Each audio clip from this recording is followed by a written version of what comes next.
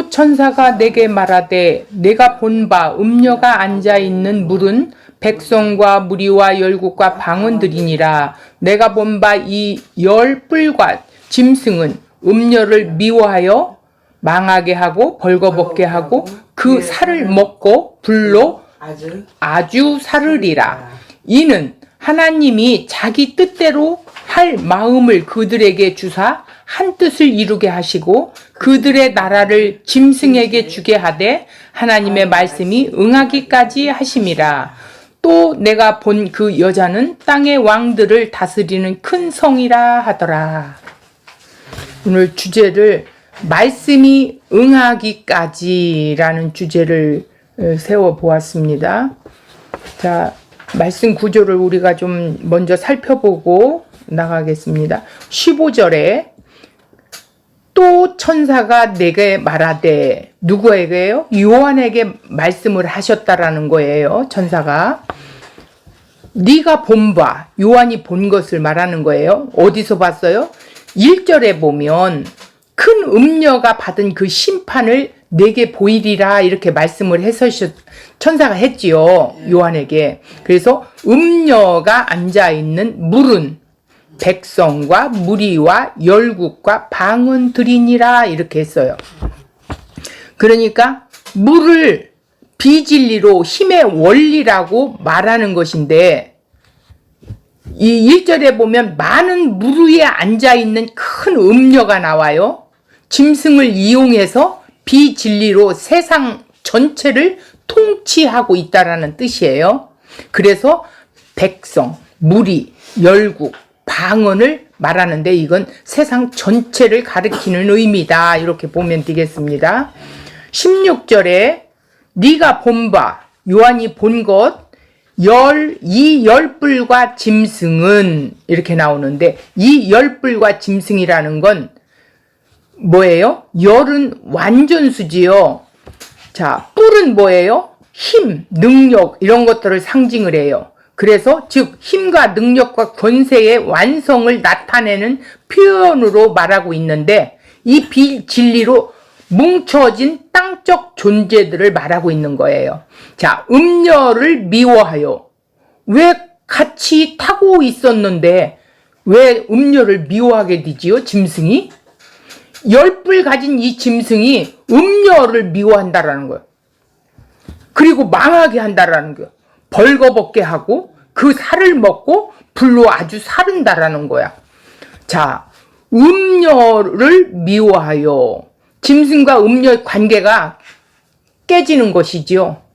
망하게 하다, 황폐하게 하다, 전멸하다, 유린하다는 거예요. 벌거벗게 하고, 김노스, 입을 것이 없이 수치가 완전히 폭로된 상태를 의미하고 있는 거죠. 그의 살을 먹고, 이거는 그리스도를 흉내내는 모습을 이렇게 표현한 거예요. 요한복음 6장 25절, 요한복음 6장 26절에 말하고 있는 것을 그대로 흉내를 내고 있어요. 불로 아주 사르리라 이렇게 했는데, 구약에 보면 불로 사르는 건 구약의 제사 제도에서 속죄의 날에 희생의 동물을, 그 육체를 영문 밖에서 어떻게 해요? 각을 떠서 불사르지요. 그런데 여기 불로 아주 태운다, 이 말은 지금까지 짐승은 음녀를 지지하고 등에 태우고 다녔어요. 하나가 돼서 다녔단 말이에요. 그런데 이 짐승이 음녀를 배신하는 거예요. 결국 짐승에 의해 망하게 된다라는 거죠. 그러니까 서로 싸워서 자중질환이 일어나는 그런 배신의 말씀을 여기에 기록한 거예요. 그래서 짐승이 음녀를 왜 미워하고 거부하면서 망하게 하는지 그 이유가 오늘 15절에서 16절에 정확하게 나타내고 있고, 이제 17절에는 보세요. 왜냐하면 이게 들어가야 돼요. 이는 하나님이, 이는 앞에 왜냐하면이 들어가야 됩니다. 하나님의 말씀이 응하기까지 이루어지기 위해서 이들에게 이런 관계가 주어졌다는 것이죠. 그러니까 하나님 뜻을 이루기 위해 하나님 방법이라는 거예요. 왜냐하면 이는 하나님이 자기 뜻대로 할 마음을, 자기 뜻대로 할 마음, 이 짐승에게 뜻대로 하고 싶은 마음을 넣어주었다라는 거예요. 하나님께서 짐승 음녀에게 그렇게 하고자 하는 마음을 넣어준 거예요. 그들에게 주사 디돔이 주었다라는 거죠. 한 뜻을 이루게 하시고, 자, 한 뜻을 이루게 한다라는 건 같은 목적을 이루게 하신다라는 거예요. 자, 여기에서 첫 번째는 예수 그리스도의 마음을 주신 자들이 있는가 하면, 두 번째는 음녀, 짐승과 함께 살도록 내버려 둔 자들이 있다라는 거예요. 이렇게 두 부류로 갈려져 있다라는 거예요. 그들의 나라를 짐승에게 주게 하시되, 이렇게 했어. 하나님 목적을 완성하기까지 그 나라들, 세상 나라들을 짐승에게 디돔이 넘겨주었다, 이 소리예요. 율법적 행위로 음녀를 유린하도록 잠시 권한을 넘겨주었다, 디돔이 했다, 이런 말입니다. 하나님의 말씀이 응하기까지 텔레오 하심이라 이렇게 했는데, 예수 그리스도의 십자가가 드러나기까지라는 거예요. 십자가를 통해서 비진리에 속해 있는 자들을, 비진리에 속해 있음을 인하여 어떻게 해요? 진짜 참 진리, 십자가를 드러내게 하시기 위한 거라는 거예요. 그러니까 응하기까지는 하나님이 내버려 뒀다라는 뜻이죠. 또 내가 본 18절, 또 내가 본 그 여자는 땅의 왕들을 다스리는 큰 성이라 하더라. 그러니까 성경은 모든 사람이 죄 아래 있다는 거예요. 그래서 그 음녀는 땅의 왕들의 다스리는 큰 성이라는 것을 뭘로 말하냐면 바벨론이라는 상징을 이렇게 큰 성이라고 이렇게 말하고 있습니다. 자, 그러면 우리가 원고로 한번 들어가 볼까요? 1절에서 큰 음녀가 받을 심판을 요한에게 보여줬다고 그랬었지요. 그 음녀의 실상은 7절 이하의 7머리와 10뿔의 짐승과 놀아나는 것이었었어요. 큰 음녀가 짐승을 탔대요. 같이 사는, 같이 거한다는 상태지요. 그러나 그 짐승의 비밀은 땅의 권세로 어린 양을 대적하다가 반드시 멸망으로 들어간다라는 것을 의미하고 있어요. 그리고 본문의 1절에서 말씀한 것에 대한 답이 뭐냐면 음녀가 받을 심판이라는 거예요. 이것을 요한에게 보여준다는 거예요. 14절에는 만왕의 왕이 만주의 주이신 어린 양에 승리하고 이기신다는 것을 의미 선포하고 있어요.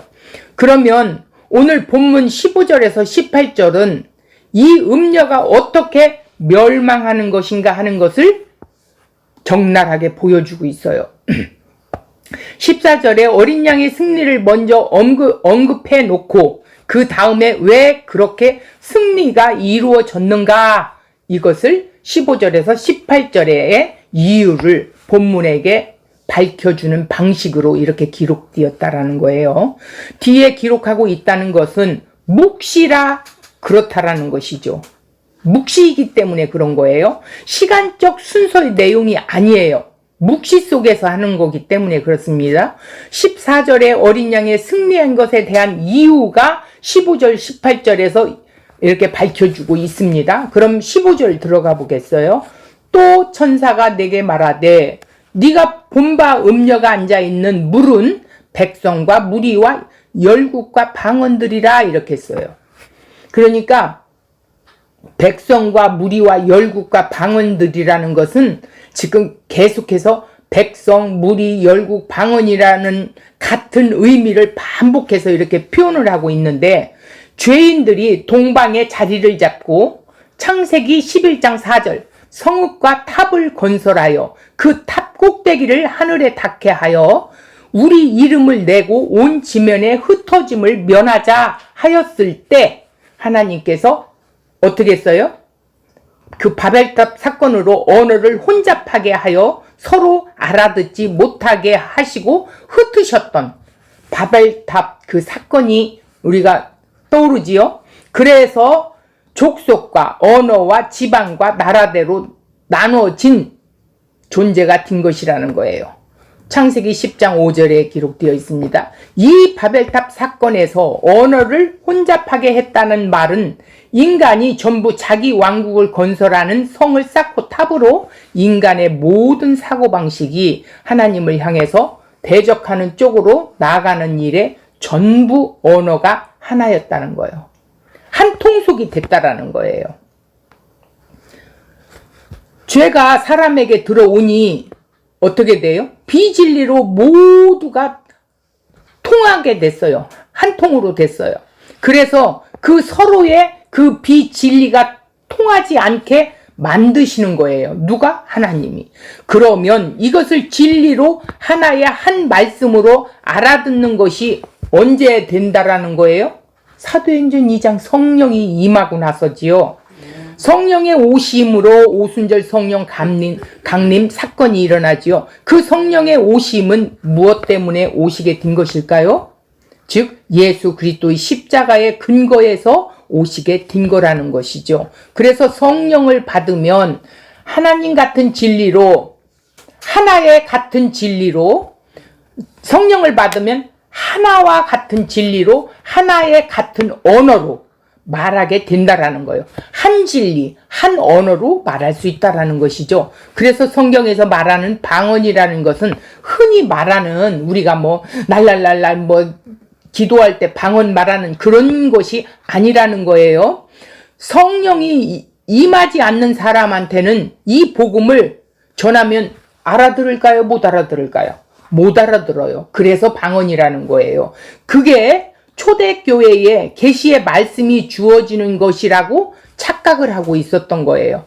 그들의 한 가지 언어는 비진리였고 그 한 가지 언어로 뭉치는 목적은 결국 하나님을 대적하는 것이었습니다.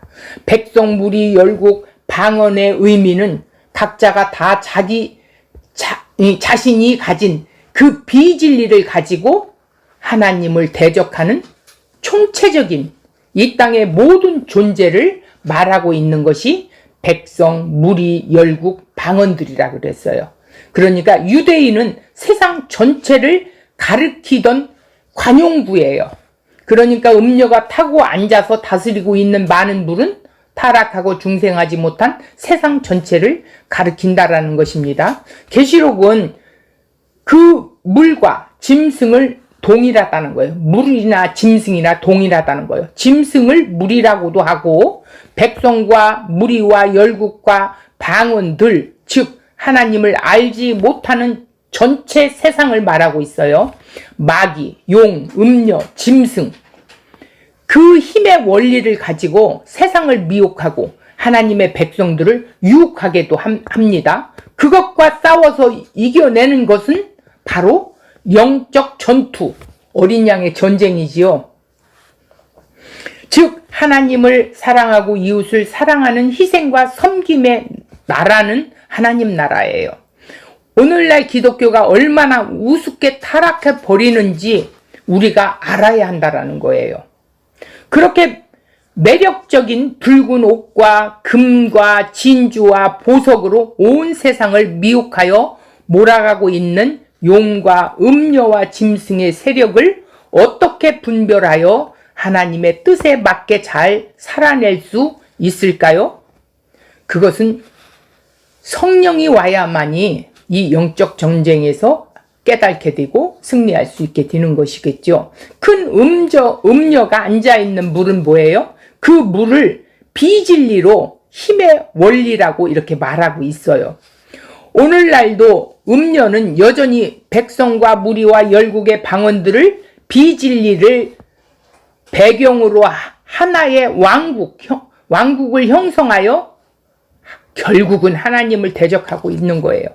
그렇다면 모든 땅적 존재들이 물이고 진리가 아닌 것을 하나님의 말씀으로 그들은 여기고 하나님을 섬긴다고 하고 그것은 도리어 예수 그리스도를 대적하게 되는 것이지요.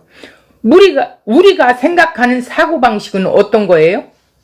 참 진리를 모르던 우리가 하나님을 순수한 마음으로 어떻게 했어요? 그저 열심으로 섬기고 열심으로 모든 것을 했어요. 내 열심으로. 그것이 바로 하나님을 대적하고 십자가의 원수 노릇을 했던 것이라는 것을 참 진리를 알고 나서 우리가 깨닫고 돌이키게 되었지요. 비진리, 힘의 원리를 하나님의 말씀으로 여기고 하나님을 섬기려는 것이 결국은 하나님을 대적하는 거예요. 세상의 모든 사람은 자기 율법적 행위로 하나님 앞에 나온다고 하지만 그게 십자가의 원수 노릇을 하고 있다라는 사실을 그들은 알 수가 없습니다. 구석구석 철저히 하나님 말씀과 상관없이 행하는 세상의 광범위하고 하나님을 대적하는 상태가 총체적인 것이 사중적으로 표현하고 강조하고 있는데, 또 이러한 표현은 물 위에 앉아있는 음녀가 세상에 얼마만큼 크게 영향력을 끼치고 있는가를 보여주는 것이 사중적인 게 백성, 열방, 열국, 방언, 이런 표현을 비진리의 총체라고 말하고 있어요. 음녀의 영향력은 온 세상의 모든 구조, 정치, 경제, 문화, 종교와 백성들 전체가 음녀의 영향력 아래 있다라는 거예요. 세상은 이렇게 음녀에 있다라는 것이죠. 16절 보겠습니다. 네가 본 바 이 열불과 짐승은 음녀를 미워하여 망하게 하고 벌거벗게 하고 그의 살을 먹고 불로 아주 사르리라 이랬어. 열불과 짐승은 뭐라고 그랬어요? 비진리를 진리로 여기는 세상의 모든 나라는 열불, 열이라는 완전함과 뿔이라는 그 힘과 능력을, 상징이라는 힘과 능력, 권세의 완전성을 그들이 나타내고 있는 거예요. 열불, 열나라, 열왕, 모든 나라 역시 비진리로 뭉쳐진 것을 표현하는 나라들의 땅적 존재들이다, 이렇게 보면 되겠습니다. 음녀를 미워했대요. 짐승이. 짐승과 음녀의 관계가 깨어졌다는 것이에요.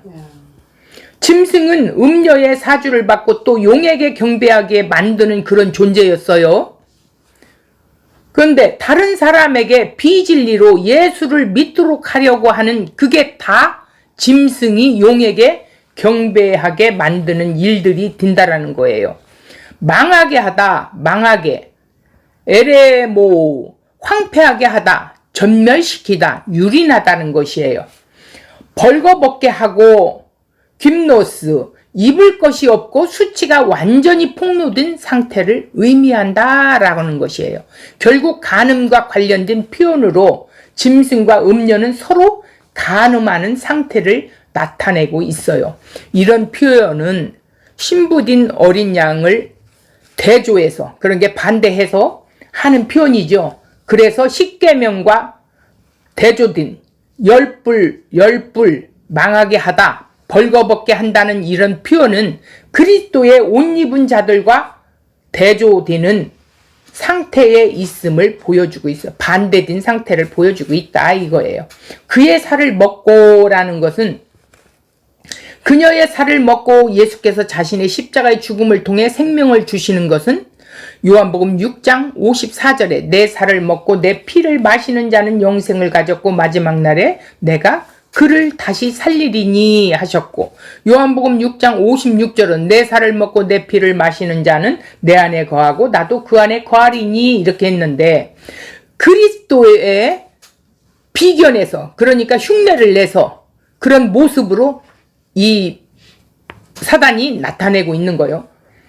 음녀와 짐승은 비진리를 가지고 서로 물어 뜯고 먹이면서, 봐라, 그리스도도 그렇게 했잖아 이러면서, 그러면 자기 안에 거하는 것이라고 예수님께서 말씀하셨듯이 우리도 역시 비진리로 이렇게 사람들을 품고 있다는, 하나 되게 만든다라는 그런 의미예요. 비진리로. 그러니까 결국은 뭐예요? 그의 살을 먹는다라는 것은 그리스도를 흉내내는 모습을 지금 이렇게 표현을 한 거예요. 이 열불과 짐승, 음녀와 둘이 지금 어떻게 해요? 자중질환이 일어나가지고, 자, 불로 아주 사르리라 이런 것은 뭐냐면 불로 태운다. 구약의 제사 제도에서 속죄의 날에 희생 제물을 육체의 그 영문 밖에 불사르는 것에 대하여 사용되었던 표현인데 레위기 16장 27절에 그렇게 되어 있습니다. 열불과 짐승의 음녀를 배반하여 공격하고 멸망시키는 것은 에스겔의 오홀리바에 대한 비유로 에스겔 23장 11절에서 35절에 내용이 기록되어 있는 것을 이렇게 수반해 온 거예요. 지금까지는 짐승은 음녀를 지지하여 주고 등에 태우고 다녔어요. 짐승이 이 음녀를. 그런데 짐승이 음녀를 배신해요. 음녀는 짐승의 힘과 세력을 의지하고 살아가는 존재였어요. 그런데 짐승에 의해서 망하게 된 거지요. 예수님은 검을 가진 자는 검으로 망한다고 그랬어요. 힘을 의지하는 자는 힘으로 망한대요. 힘과 힘은 하나 될 수가 없고 항상 투쟁과 경쟁 속에서 서로 싸움할 뿐이에요. 그리고 약한 자는 결국 힘에 의해서 망하게 되고요. 그런데 오늘날 교회에도 힘을 의지하기 때문에 신자는 각기 힘으로 살지 않고 머리 되신 예수 그리스도의 은혜의 중심으로 모인 것이 교회이기 때문에 다툼이나 경쟁이 있어서는 안 되는데 이것이 바로 천국인데 사단들은 뭐예요? 이런 교회를 방해하는 거예요. 그래서 교회 안에 깊숙이 들어와 있는 거지요. 그러면서 힘을 발휘하고 경쟁을 도구 삼고 이렇게 하는 거예요.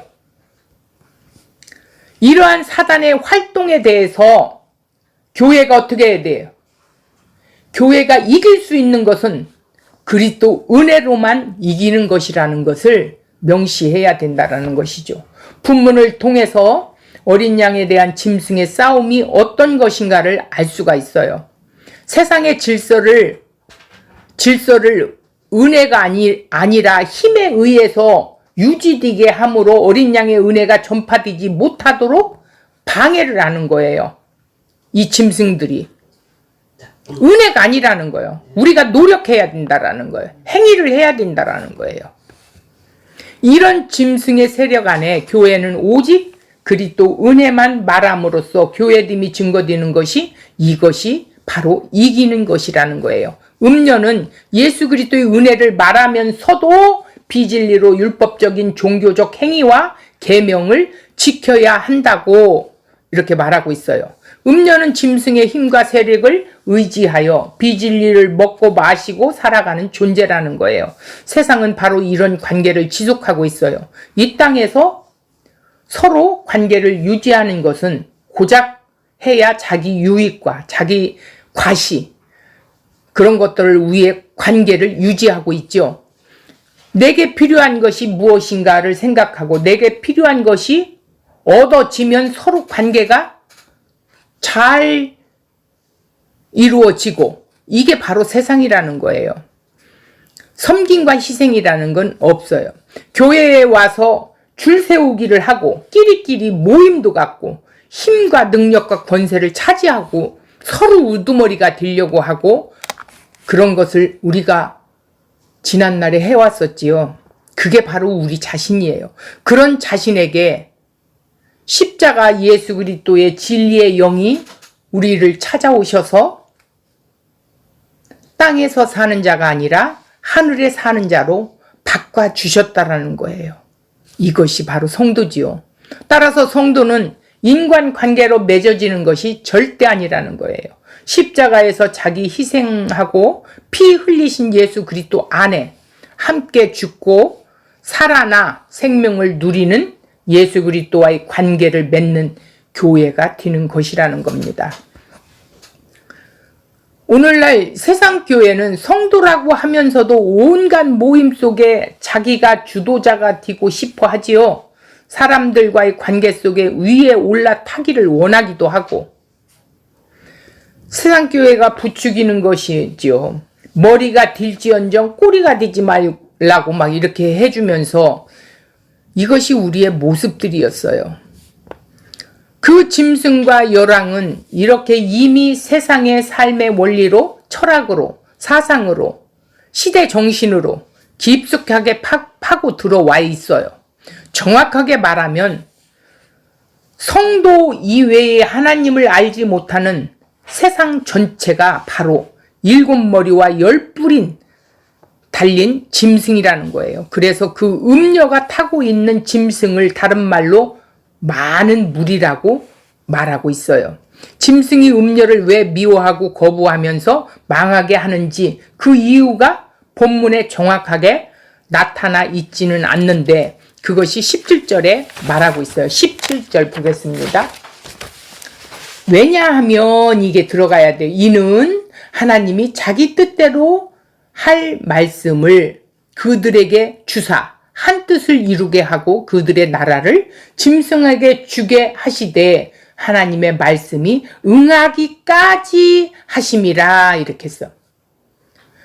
거기 가로에 왜냐하면이 들어가지요. 짐승이 음녀를 불사르고 공격하고 이렇게 서로 물어 뜯는 상태가 되어 있다는 이야기가 무슨 뜻일까요? 이것은 하나님 말씀이 응하기까지 이루어지기 위해서 이들에게 이런 관계를 주셨다는 거예요. 그러니까 비진리도 하나님이 허락했다는 거예요. 그게 이유예요. 그러니까 사람들이든 짐승이든 음녀는 다 각기 자기 자리를 가지고 서로 싸울 수밖에 없다는 거예요. 자, 한 뜻이라고는 여기 말하고 있죠. 한 뜻을 이건 한 뜻, 한 목적, 같은 목적을 이루게 하신다는 거예요. 한 목적, 같은 목적이란 그들의 나라를 짐승에게 넘겨주어 한 가지 목적을 이루게 하는 것이다. 하나님이 자기 뜻대로 이루시기 위한 목적으로 첫 번째 예수 그리스도의 마음을 주신 자들이 있어요. 또 하나는 음녀 짐승과 함께 살도록 내버려 둔 자들이 있어요. 이 두 종류가 있다고 그랬어요. 하나님이 자기 뜻대로 한 마음을 그들에게 주사 디도미 하나님께서 그들로 그렇게 하는 마음을 넘겨주었다. 짐승과 음녀에게 그렇게 하는 마음을 넘겨주었대요. 한 목적 같은 목적을 주었으니까 그들의 나라를 짐승에게 넘겨주어 한 가지 목적을 이루게 하셨는데 그게 하나님 말씀이 응하기까지라는 거예요. 쉽게 말하면 하나님 말씀이 성취되었다는 것이 드러나지도록 이 땅의 교회들은 또 비진리를 가지고 예수 그리스도의 십자가의 원수 노릇을 하는 자들은 뭐예요? 그렇게 자중질환이 일어난다라는 거예요. 복음을 알고 우리가 이제 복음을 깨닫고 보니 이 짐승과 음녀가 비진리로 싸우도록 말씀이 성취되어지도록 하나님이 그 마음을 그렇게 넘겨주신 것을 알게 된 것이죠. 하나님의 말씀이 응하기까지란 무엇인가? 예수 그리스도의 십자가를 드러내기까지라는 거예요. 그러니까 비진리로 힘의 원리 이것이 비진리야라는 것으로 십자가를 근거하여 드러나게 되는 것이죠. 비진리에 속해 있는 자들을 비진리에 속해 있음으로 인해서 진리가 십자가로 드러낼 수가 더 있다라는 거예요. 그래서 반드시 비진리도 있어야 된다는 것이죠. 비진리에 속해 있는 자들을 비진리에 속해 있음으로 인해서 이 진리의 십자가를 드러내주고 있다라는 것입니다. 그래서 가짜 교회는 가짜 교회의 역할을 충실히 하고 있다라는 것이죠. 그것도 하나님이 허락하셨다라는 것입니다.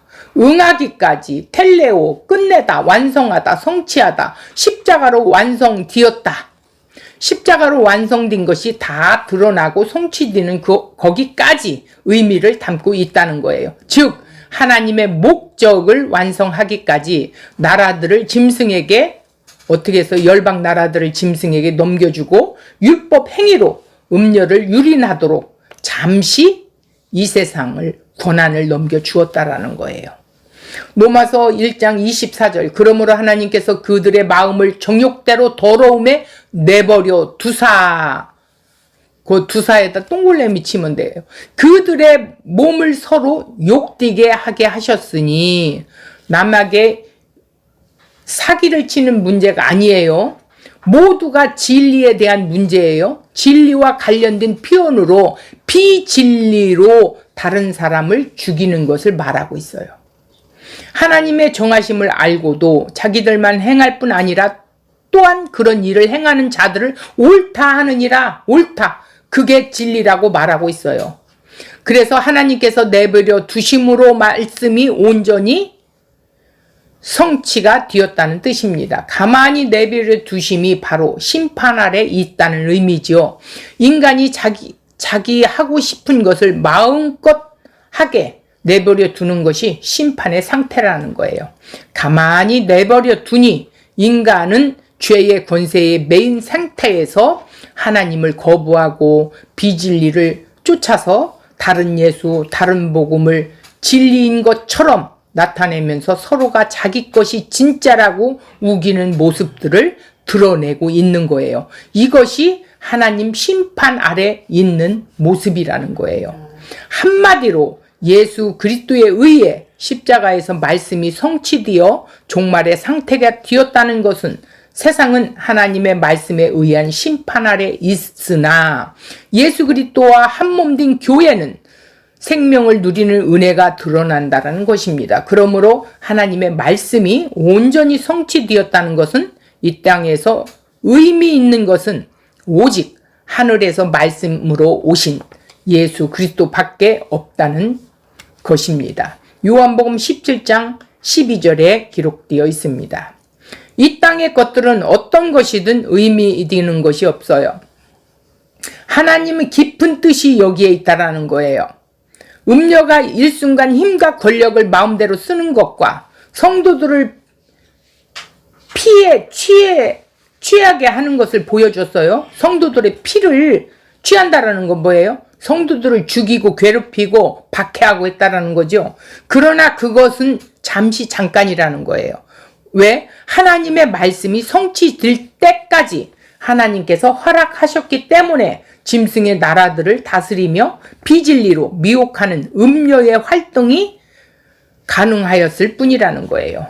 예수 그리스도께서 만주의 주로 만왕의 왕으로 심판하실 때까지 허락된 것이라는 거예요. 그렇다면 우리 각자에게 말씀이 임하면 겉사람은 죽고 속사람이 진리로 거듭나서 생명으로 살게 되는 것이지요. 따라서 우리가 이 땅을 산다는 것은 결국 십자가의 예수 그리스도를 드러내기 위한 것에 의미를 담고 있습니다. 어찌 되었든 하나님의 말씀이 성취되니 우리는 우리 마음대로 죄를 지으며 막 살자. 이건 정말로 오해되는 거예요.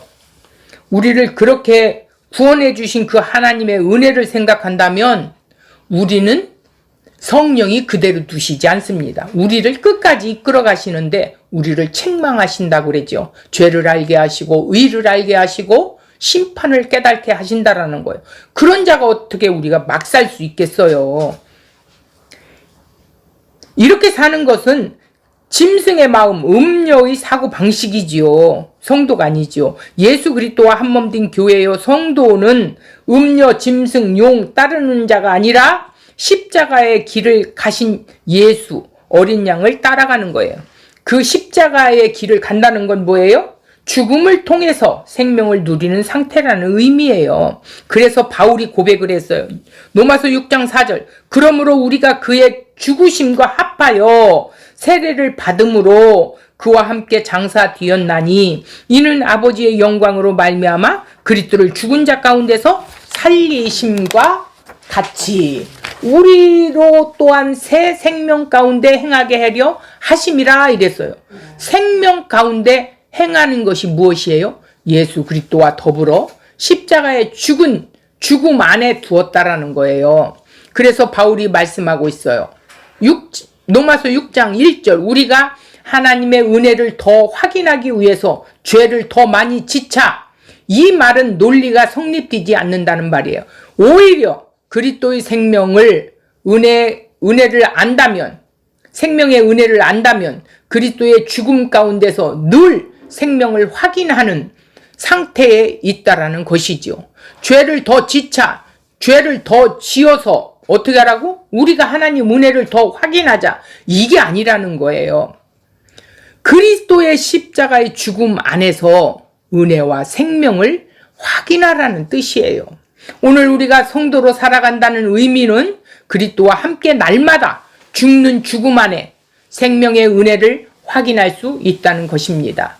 음녀를 심판하시는데 하나님께서 직접 심판하지 아니하시고 짐승에게 자기 뜻대로 할 마음을 주신 거였죠. 그러므로 사단도 주님의 일의 도구로 사용되는 피조물에 불과하다는 거예요. 사단이 일시 동안 세상을 차지하게 되는 일도 하나님의 말씀이 응하기까지라는 거예요. 잠깐이라는 거예요. 그러므로 예수님은 하나님의 말씀을 이루시기 위하여 오셨고 십자가로 구약을 완성하셨지요. 구약의 성도를 그 피로 구원하시고 원수들은 십자가로 심판을 하신다는 것이죠. 그 십자가로 완성된 복음이 땅끝까지 오늘 또 증거된다라는 뜻입니다. 18절 보겠습니다. 또 네가 본 그 여자는 땅의 왕들을 다스리는 큰 성이라 그랬어요. 음녀가 땅의 왕들을 다스리는 이유가 뭐예요? 성경에서 뭐라고 말하냐면 모든 사람이 죄 아래 있다라는 거예요. 그런데 하나님이 예수 그리스도 안에서 더 이상 정죄함이 없다라고 선언하신 그 말씀의 성취이기 때문입니다. 우리가 이렇게 살고 있음에도 불구하고 나의 죄를 하나님이 죄로 보시지 않겠다고 십자가 안에서 선언하셨다는 것입니다. 그래서 우리가 감히 십자가의 길을 가고 있다고 표현하는 것이지요. 로마서 3장 23절 모든 사람이 죄를 범하였음에 하나님의 영광이 이르지 못하더니 라고 했어. 예수 그리스도를 알지 못하는 비진리의 무리들이 우리라고 나로서 음녀이고 짐승이라는 거예요. 이것이 하나님께서 인간을 보시는 관점이고 성경의 선언이라는 거예요. 성경의 관점이라는 거예요. 그 음녀는 땅의 왕들을 다스리는 큰 성이라고 합니다. 그 큰 성이 즉 바벨론이죠. 음녀는 세상의 모든 권력과 영광을 말하고 있어요. 그런 세상의 권력과 영광이 이미 무너진 것을 아는 자들이 성령이 임한 성도들이죠. 십자가로 다 이루셨어요. 골로새서 1장 13절에서 17절의 말씀이 나오는데 13절만 잠깐 보겠습니다. 그가 우리를 흑암의 권세에서 건져내사 그의 사랑의 아들의 나라로 옮기셨다고 그랬어요. 흑암의 권세도 하나님께서 허락하심에 있다는 거예요. 왕권, 주권, 통치자, 권세, 용, 짐승, 음녀를 다 포함하는 개념인데 십자가로 이루어진 묵시의 세계를 본 사도는 증거하는 한 성령의 감동이 있었기에 같은 내용일 수밖에 없다라는 것을 알게 되었어요. 그러므로 십자가로 완성된 복음을 믿는 자들은 세상의 요란함에 두려워하지 않고 오히려 안식과 감사와 소망으로 살아갈 수 있게 된다라는 것이죠. 그래서 오늘 15절, 16절, 17절, 18절 말씀을 했는데 간략하게 다시 한번 찝어줄게요. 15절에 음녀가 앉아있는 물, 바다란 파도가 치면 육지를 삼키려고 하듯 서로로 잡아먹었다는 뜻이에요. 백성과 무리와 열국 방언들은 음녀를 따르는 무리라고 그랬어요. 온 세상 열국을 영향력으로 지배하고 있다는 것이에요. 즉, 온 세상은 죄와 사단의 총체적인 집합체로서 큰 음녀 바벨론 가증한 것들이 어미가 만들어 놓은 마음과 생각이라는 거예요. 말, 구조, 영향, 세력, 원리에 우리가 항복당해 있다는 것이지요. 16절. 열불과 짐승은 음녀를 미워하여 망하게 합니다. 음녀에게 속한 세력이 분열이 일어나고 있지요. 악은 악에 의해서 망한다라는 거예요. 17절은 하나님의 말씀인 하나님의 뜻이 이루어지는 일입니다. 역사를 주관하시는 분은 하나님이시지요. 하나님이 교회를 성숙하기 위해 말씀이 응하기까지 15절에 물 위에 앉아있는 음녀와 16절 열불 가진 그 짐승은 서로 미워하고 망하게 하고 벌거벗게 하고 그 살을 먹고 불로 사르는 그 원리와 세력을 하나님이 허락하시고 허용하셨다는 거예요. 죄와 사단의 세력과 원리는 하나님과 교회를 반대하고 회방하지만 결국은 자중질환을 통해서 16절 하나님 뜻과 말씀이 응하여 교회를 승리자로 만드는 은혜의 도구가 된다라는 거예요. 18절을 보겠습니다. 음녀는 땅의 왕들을 다스리는 큰 성이라고 밝히고 있어요. 바벨론은 하나님을 대적하는 세력을 주도하는 큰 도시를 의미하고 있어요. 큰 음녀 바벨론은 어떻게 멸망하는가 3절에 나오지요. 여자 음녀는 짐승을 타고 있고 12절에서 14절 보면 열불은 짐승과 더불어 임금처럼 한동안 권세를 받아 한 뜻이 되어 어린 양과 싸우는 상태를 보여주고 있어요. 자, 이렇게 15절, 16절, 17절, 18절을 이렇게 다시 한번 집어 주었습니다. 자, 결론은 뭐냐면 하나님은 예수 그리스도의 말씀이 응할 때까지 죄와 사단의 원리들을 때로는 사용하시고 허용하신다는 거예요. 즉, 하나님께서 허용한 목적은 하나님의 자녀들을 어떻게 해요? 성숙시키고 양육시키기 위한 거라는 거예요. 성장시키기 위해서 그렇다는 거예요. 우리 안에 일어나는 모든 일이 행복한 일, 또 고단한 일들, 내 안에 하나님 뜻이 구체화되기 위함이라는 거예요.